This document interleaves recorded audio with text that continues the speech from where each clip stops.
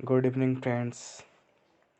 1833 के चार्टर अधिनियम को आज हम विस्तार पूर्वक देखेंगे और इसके पहले के सारे जो अधिनियम और रेगुलेटिंग एक्ट थे हमने उसको कवर किया है। आप हमारे पहले वीडियो इससे पहले वाले वीडियो को देख सकते हैं और उसके बाद का जो पार्ट है जो छूट गया था वो 1833 इस वीडियो में हम आपको देंगे।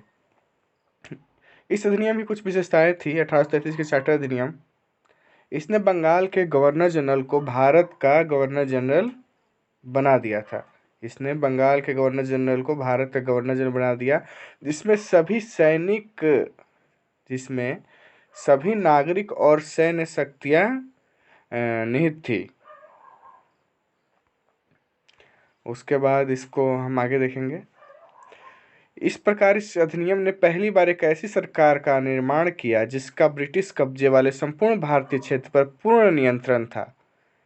लॉर्ड विलियम बेंटिक भारत के प्रथम गवर्नर जनरल बने। कौन थे? Lord William Bentinck. और ये किस अधिनियम से बने थे?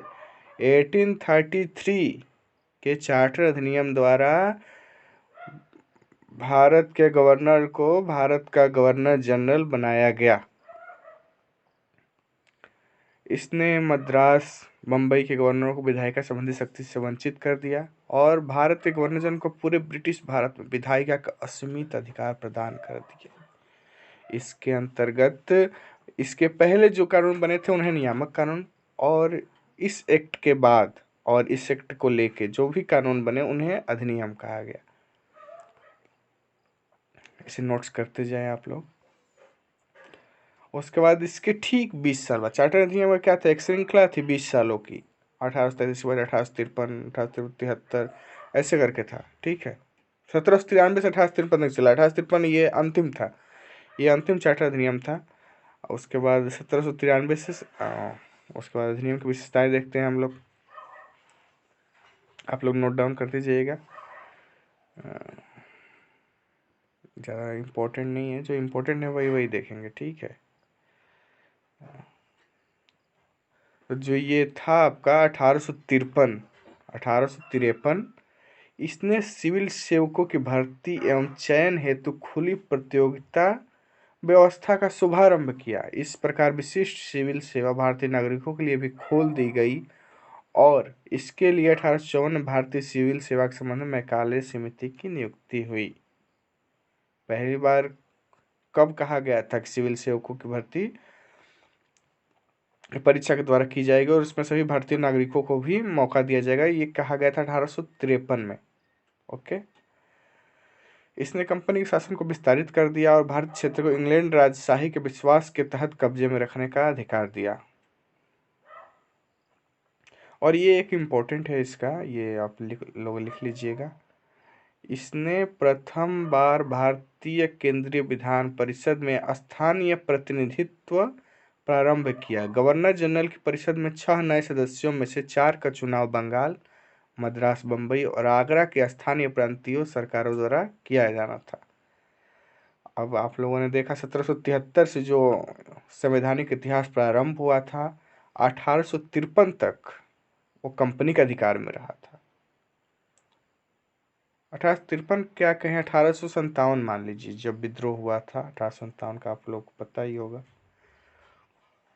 उसके बाद जब वो विद्रोह हुआ तब ब्रिटिश शासन को, ब्रिटिश सरकार को लगा कि अगर ऐसे ही रहा तो भारत हाथ से निकल जाएगा।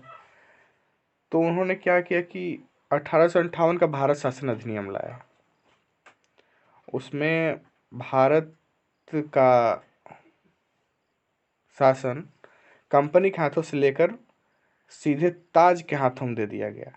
ठीक है, इस शासन को, अब इस देखिए इसको इम्पोर्टेंट, 1857 के भारत शासन अधिनियम को भारत के शासन को अच्छा बनाने वाला अधिनियम के नाम से प्रसिद्ध इस कानून ने ब्रिटिश कंपनी को समाप्त कर दिया और गवर्नरों, क्षेत्रों, राजस्व संबंधी शक्तियां ब्रिटिश राजशाही को हस्तांतरित कर दिया गया और इसने गवर्नर जनरल को वायसराय का पदनाम दिया, नया पदनाम। अब वह ब्रिटिश शासक के वायसराय के रूप में भारत में कार्य करेगा। अधिनियम की विशेषताएं क्या क्या थी? वही गवर्नर जनरल का पद नाम बदलकर भारत का वायसराय कर दिया गया। और इस अधिनियम ने नियंत्रण बोर्ड और निदेशक कोर्ट समाप्त कर दिया और इस प्रकार भारत शासन में द्वैध प्रणाली का समाप्त कर दी। एक नए पद, इसमें क्या हुआ, ये बहुत ही इम्पोर्टेंट है, ये पूछा जाता है। एक नए पद भारत के राज्य सचिव का सृजन किया गया, जिसमें भारतीय प्रशासन का संपूर्ण नियंत्रण की शक्ति निहित थी। यह सचिव ब्रिटिश कैबिनेट का सदस्य था और ब्रिटिश अंततः संसद के प्रति उत्तरदायी था। ओके, चलिए अब आते हैं इधर।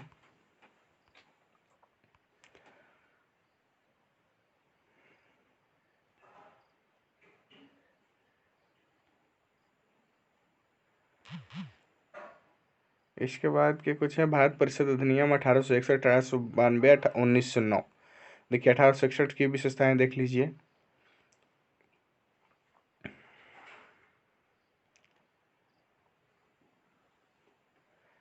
इस कानून के द्वारा भारतीय प्रतिनिधियों को शामिल किया गया। इसमें से पहली बार किसको किसको शामिल किया गया था? 1862 में लॉर्ड कैनिंग ने 3 भारतीयों, बनारस के राजा, पटियाला के महाराजा और सर दिनकर राव को विधान परिषद में मनोनीत किया गया। ओके, इस अधिनियम ने मद्रास और बम्बई प्रेसिडेंसी को विधायी शक्तियां पुनः देकर विकेंद्रीकरण की प्रक्रिया की शुरुआत की। 1833 में आपने देखा कि उसमें छीन लिया गया, उसमें सारी शक्तियां छीन ली गई थी, लेकिन इस अधिनियम में देखिए 1861 के अधिनियम में फिर से उन्हें वो शक्तियां वापस कर दी गई और सत्ता का विकेंद्रीकरण किया गया। केंद्रीकरण और विकेंद्रीकरण को क्या कहते हैं? केंद्रीकरण मतलब सारी शक्ति एक ही आदमी के, एक ही व्यक्ति के हाथ में संगठित कर दी जाए। और विकेंद्रीकरण का मतलब सभी में बराबर अधिकार हो। बंगाल, उत्तर पश्चिम सीमा प्रांत, पंजाब में क्रमशः इतना विधान परिषद का गठन हुआ। ज़्यादा इम्पोर्टेंट नहीं है, आगे देखते हैं। उसके बाद 1892 का अधिनियम, इसमें क्या था? इसकी विशेषताएं थी, इसके माध्यम से केंद्रीय और प्रांतीय विधानसभा में अतिरिक्त सदस्यों की संख्या बढ़ाई गई। हालांकि बहुमत सदस्य सरकारी सदस्यों का ही रहता था। और इसने विधान परिषदों के कार्यों में वृद्धि कर उन्हें बजट पर बहस करने, कार्यपालिका के प्रश्नों का उत्तर देने के लिए अधिकृत किया। इसने केंद्रीय विधान परिषद और बंगाल चेंबर ऑफ कॉमर्स में गैर सरकारी सदस्यों के नामांकन के लिए वायसराय की शक्तियों का प्रावधान किया। इसके अलावा प्रांतीय विधान परिषदों में गवर्नर को जिला परिषद, नगर पालिका, विश्वविद्यालय, व्यापार संघ, जमींदारों और चेंबर ऑफ कॉमर्स की सिफारिशों पर गैर सरकारी सदस्यों की नियुक्ति करने की शक्ति थी। उसका था 1909 का अधिनियम। इसे मार्ले मिंटो सुधार के नाम से जानता है। मार्ले कौन थे? इंग्लैंड में भारत के राज्य सचिव थे। और लॉर्ड मिंटो ये भारत में वायसराय थे। इन्होंने क्या क्या किया? ऐसे इतिहास में इसको सबसे छोटे समय काल तक चलने वाला अधिनियम के नाम से भी जाना जाता है, क्योंकि 1919 में मॉन्टेग्यू चेम्सफोर्ड सुधार लागू हो गया था, उसके बाद इसको खत्म कर दिया गया था। इसने केंद्रीय और प्रांतीय विधानसभाओं के आकार में काफ़ी वृद्धि की। केंद्रीय परिषद में इसकी संख्या 16 से 60 हो गई और प्रांतीय विधानसभा में इनकी संख्या एक समान नहीं थी।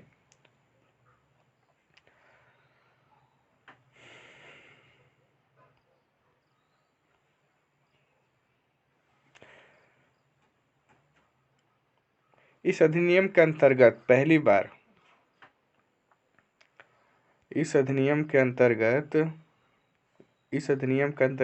बार किसी भारतीय को वायसराय और गवर्नर को कार्यकारी परिषद के साथ एसोसिएशन बनाने का प्रावधान किया गया। सत्येंद्र प्रसाद सिन्हा, एसपी सिन्हा, वायसराय की कार्यपालिका परिषद के प्रथम भारतीय सदस्य बने। उन्हें विधि सदस्य बनाया गया था। ठीक है।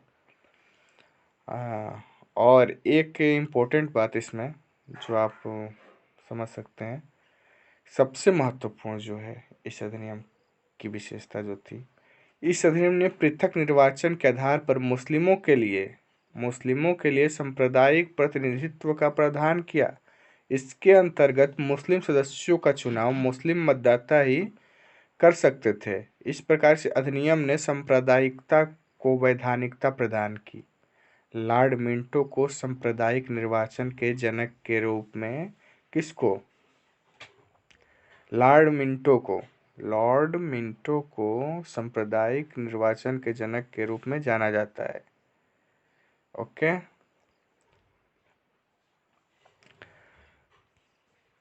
आगे देखते हैं। भारत शासन अधिनियम 1919, इसको मॉन्टेग्यू चेम्सफोर्ड सुधार भी कहा जाता है।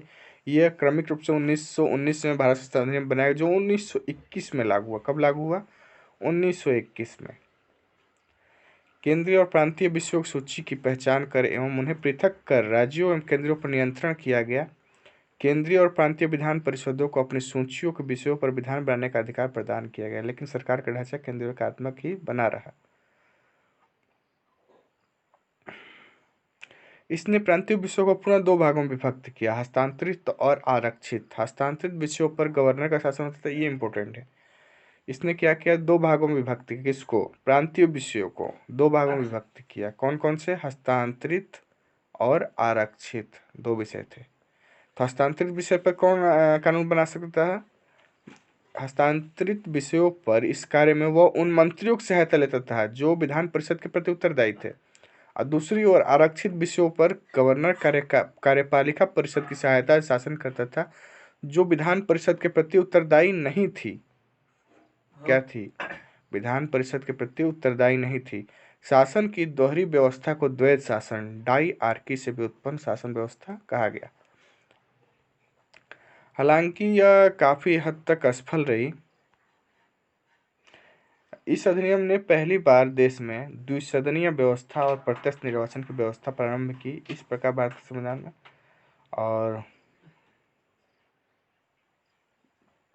और इसने जो 1919 में मार्ले मिंटो सुधार में सांप्रदायिकता के जनक के रूप में किसको जाना जाता है? मिंटो को। लेकिन मॉन्टेग्यू चेम्सफोर्ड सुधार में उस सांप्रदायिकता का और विस्तार किया गया। कैसे? आइए देखते हैं। जैसे इसमें सिखों, भारतीय ईसाइयों, आंग्ल भारतीयों और यूरोपियों के लिए भी पृथक निर्वाचन के सिद्धांत को विस्तारित किया गया। ये पूछ लिया जाता है।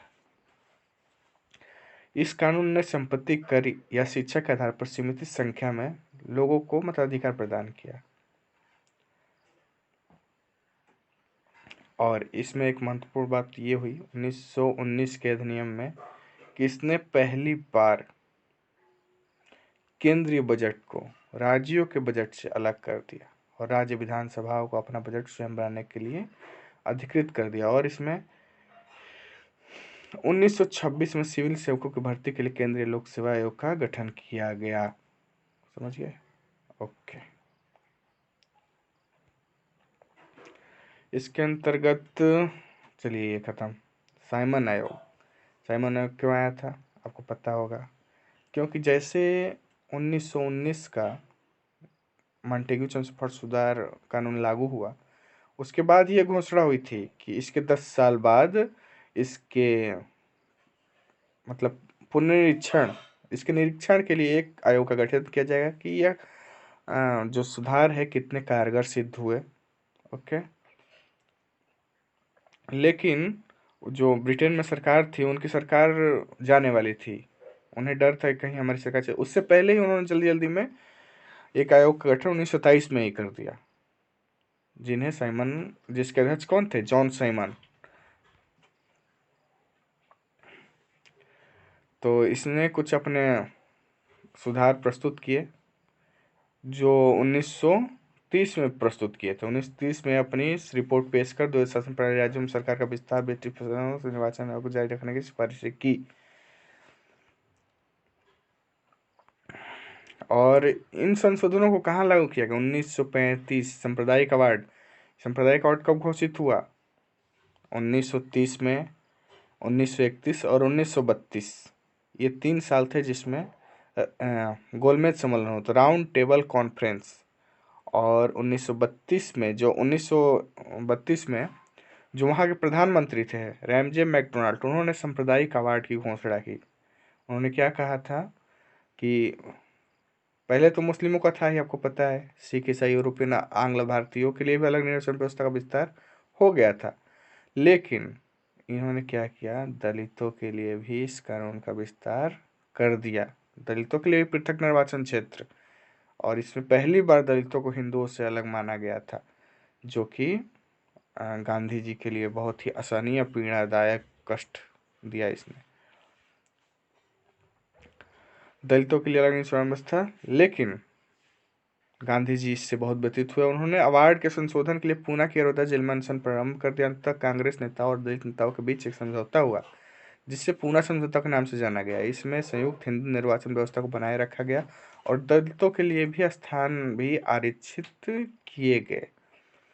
और इसके बाद आता है भारत शासन अधिनियम 1935। ओके, तो इसमें ये अभी तक जितने 1773 से लेके 1935 तक, या कहें जब तक ब्रिटिश शासन 1947, उन सब के बीच में सबसे लंबा और विस्तृत दस्तावेज था। और इसमें कितनी धाराएं थी? 321 धाराएं, 321 धाराएं और 10 अनुसूचियां थी। कितनी थी? 321 धाराएं और 10 अनुसूचियां थी। अब अधिनियम की विशेषताएं देख लेते हैं। इसने अखिल भारतीय संघ की स्थापना की। क्या की? अखिल भारतीय संघ की स्थापना की। हालांकि यह सक्सेस नहीं हुए, सफल नहीं हुए, नहीं बन पाया था एक अखिल भारतीय संघ, क्योंकि रियासतों ने मना कर दिया था। और अधिनियम ने केंद्र और सूची 3 विषयों को बांटा। कौन कौन सी सूची थी? संघ सूची, राज्य सूची और समवर्ती सूची, जिसमें संघीय सूची में 59 विषय थे, राज्य सूची में 54 विषय थे, समवर्ती सूची में 36 विषय थे। अगर आप लोग कहेंगे तो हम इतिहास पे भी लेक्चर लेके आएंगे, हालांकि अभी इसको कंप्लीट करते हैं पहले।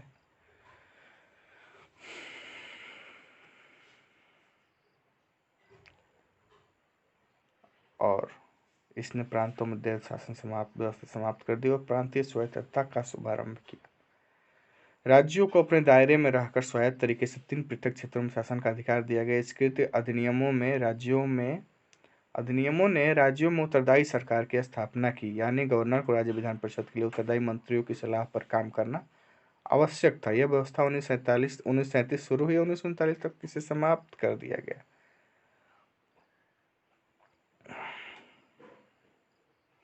और इसने क्या किया? प्रांतों में दैत शासन का अंत किया और केंद्र में दैत शासन प्रणाली का शुभारंभ किया। परिणामतः संघीय विषयों को हस्तांतरित आरक्षित विषयों में विभक्त करना पड़ा। हालांकि यह प्रावधान कभी लागू नहीं हो सका।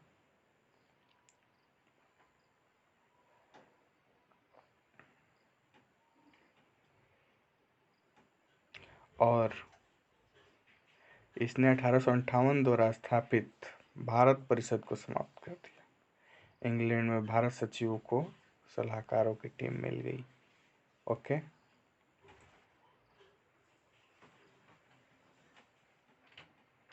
और इस अधिनियम की सबसे महत्वपूर्ण 1935 के, इसने देश की मुद्रा और साख पर नियंत्रण के लिए भारतीय रिजर्व बैंक की स्थापना की गई। और इसने न केवल संघीय लोक सेवा आयोग की स्थापना की, इसने न केवल संघीय लोक सेवा आयोग की स्थापना की, बल्कि प्रांतीय सेवा आयोग और 2 या अधिक से राज्यों के लिए संयुक्त सेवा आयोग की स्थापना भी इसी ने की। और इसके तहत थी 1937 संघीय न्यायालय की स्थापना, जिसे आज हम सर्वोच्च न्यायालय के रूप में जानते हैं। इसके बाद अंतिम ये आता है भारतीय स्वतंत्रता अधिनियम 1947। इसको भी देख लेते हैं। 20 फरवरी में ब्रिटिश प्रधानमंत्री क्लीमेंट एटली ने घोषणा की कि 30 जून 1947 को भारत में ब्रिटिश शासन अधिनियम समाप्त हो जाएगा। क्या किया? 30 जून 1947 को भारत में ब्रिटिश शासन समाप्त हो जाएगा। और इसके बाद तमाम हरकतें हुई। उसके बाद हम लोग आ जाते हैं 1946 में गठित संविधान सभा द्वारा बनाया गया संविधान उन क्षेत्रों में लागू नहीं होगा जो इसे स्वीकार नहीं करेंगे। उसी दिन 3 जून 1947 को वायसराय लॉर्ड माउंटबेटन ने विभाजन की योजना पेश की, जिसे माउंटबेटन योजना कहा गया। इस योजना को कांग्रेस और मुस्लिम लीग ने स्वीकार किया और इस प्रकार भारतीय स्वतंत्रता अधिनियम 1947 बनाकर इसे लागू कर दिया गया। अधिनियम की विशेषताएं क्या क्या थी?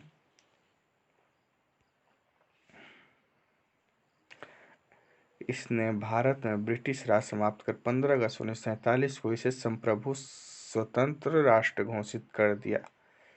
इसने भारत का विभाजन कर दो स्वतंत्र डोमिनियनों संप्रभु राष्ट्र भारत और पाकिस्तान का सृजन किया, जिन्हें ब्रिटिश राष्ट्रमंडल से अलग होने की स्वतंत्रता थी।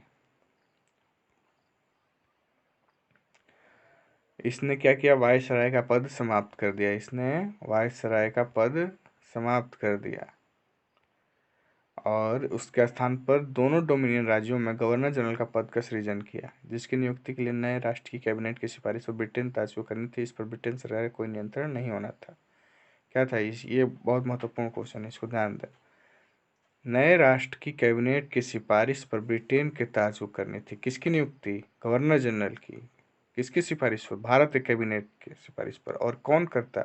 ब्रिटेन के ताज, मतलब ब्रिटेन के महारानी महाराजा जो भी थे। ओके।